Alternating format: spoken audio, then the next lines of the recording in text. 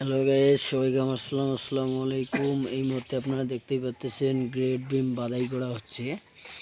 তো আসলে গ্রেড বিমের যে কাজগুলো আছে আপনারা আসলে এগুলো অনেকেই ভুল করে থাকেন। এই কাজগুলো সম্বন্ধে পারফেক্টভাবে না জানলে কাজ তো ভুল হবেই। তো যাই হোক, আপনারা দেখতেই পাচ্ছেন আমাদের অভিজ্ঞ মিস্ত্রি দ্বারা এই গ্রেড বিমগুলো বানানো হচ্ছে।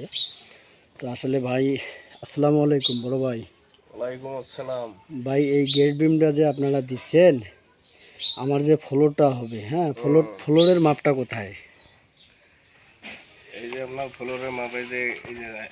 এই জায়গায়। আচ্ছা, গেট বিমটা যে আপনারা এই নিচে একটি গাঁথনি করার পর তারপর গেট বিম দিচ্ছেন, এর উপরে কি আবার গাঁথনি হবে? এর উপরে 2 ফুট গাঁথনি হবে। তারপরে সেন ফ্লোর পাবো, তাই না? আচ্ছা, এই গেট বিমটা যদি আমি একবারে সবার উপরে দেই, নিচে গাঁথনি করার পর যদি আমি গেট বিমটা দেই, তাহলে কি আমার সমস্যা হবে? অবশ্যই সমস্যা হবে। ও আচ্ছা আচ্ছা।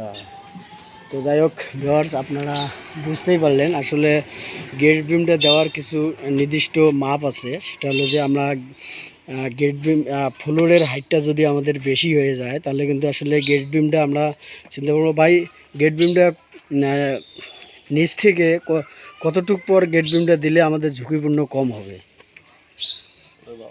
এই যে এখানে কতটুক গাঁথনি আছে? এখানে গাঁথনি আছে 2 ফুট। 2 ফুট। আচ্ছা, 2 ফুট পর আপনারা গেট বিম দিয়েছেন, তারপরে আবার 2 ফুট গাঁথনি আছে, তাই না? তো যাই হোক, আপনারা বুঝতেই পারলেন আসলে গেট বিমটা কিন্তু আমাদের মিডিল পয়েন্টে থাকবে। এই গেট বিমের উপরে আবার গাঁথনি হবে, তারপর আমাদের ফ্লোর। তো আপনারা বুঝতেই পারলেন যে আসলে গেট বিমের নিচে যদি আমাদের গাঁথনিটা বেশি থাকে, 4 ফিট যদি আমরা গাঁথনিটা দেই, তাহলে কিন্তু আসলে গেট বিমের নিচের যে গাঁথনিটা, এটা আমার সমস্যা থাকে, ফেটে যাওয়ার সমস্যা থাকে। তো যাই হোক, এখানে কিন্তু অনেক ঝুঁকিপূর্ণ হয়ে যায়। তো আমরা আসলে এখানে একটা জিনিস আজকে শিখলাম যে আসলে গেট বিমটা মূলত কোথায় দিতে হয়। তো আমরা যে ফ্লোর থেকে এবং আমাদের পিএলজিএল এর মাপগুলো আমরা করে থাকি, এই মাপগুলো যারা সম্বন্ধে জানি তারা তো অবশ্যই জানি। তো যারা আমরা জানি না, অবশ্যই আমরা কিন্তু আসলে যারা আমাদের এই ভিডিওটা দেখতেছেন, অবশ্যই আমাদের চ্যানেলটা সাবস্ক্রাইব করে আমাদের সঙ্গে থাকবেন। গেট বিমের যে মাপগুলো আমাদের সুন্দরভাবে আমরা এখানে বুঝিয়ে দিয়ে থাকি। তো যাই হোক, আপনারা যাদের এরকম সমস্যা হয়ে থাকে, আপনারা অবশ্যই আমাদেরকে কমেন্ট করবেন। আমরা আপনাদের সমস্যা নিয়ে নেক্সটে ভিডিও আপলোড করব, আপনারা অবশ্যই পাবেন। তো গেট বিমের কিছু মাপ আছে, এই মাপগুলো আপনাদের ফলো করতে হবে।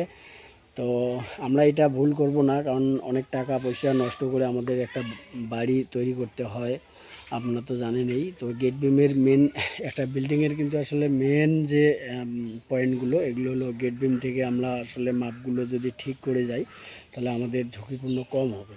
তো যাই হোক, সচরাচর বর্তমান কিন্তু আসলে এটাই সমস্যা হচ্ছে, গেট বিমের মাপগুলো ভুল করতেছি। আবার বিল্ডিংয়ের আমরা যে মেন কাজগুলো, এগুলো ভুল করার কারণে কিন্তু আমাদের বিল্ডিং ফেটে যাচ্ছে এবং বিল্ডিং আমাদের মানে উল্টে যাচ্ছে, পড়ে যাচ্ছে, এরকম আসলে কিন্তু অনেক ঝুঁকিপূর্ণ হয়ে থাকে। তো যাই হোক, আপনারা দেখতেই পারলেন আমাদের গেট বিমটা কোথায় দেওয়া হয়েছে, যে আপনারা দেখলেই বুঝতে পারবেন।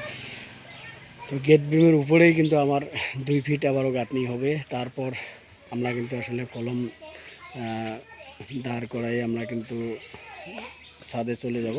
তো যাই হোক ভিউয়ার্স, অসংখ্য ধন্যবাদ জানাই যারা এতক্ষণ ধরে আমাদের ভিডিওটা ওয়াচ করলেন। আমাদের কনস্ট্রাকশনের যে সমস্যাগুলো, এগুলো নিয়ে আমরা ভিডিও তৈরি করে থাকি। আপনারা অবশ্যই আমাদের চ্যানেলটা সাবস্ক্রাইব করলেই এখানে কিন্তু আসলে নিত্য নতুন ভিডিওগুলো সবার আগে পাবেন। তো ধন্যবাদ জানাই, ভালো থাকবেন, সুস্থ থাকবেন, আল্লাহ হাফেজ।